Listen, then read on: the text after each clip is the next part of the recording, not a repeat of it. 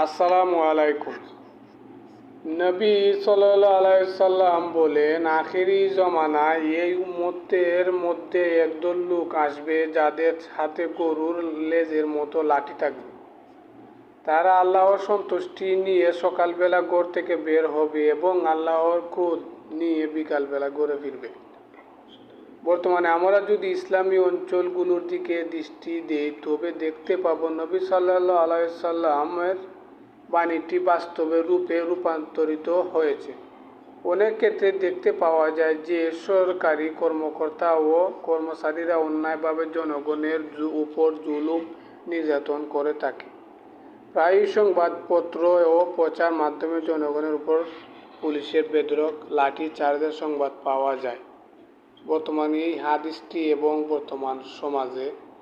বর্তমান দেশের অবস্থা মিলে গেছে।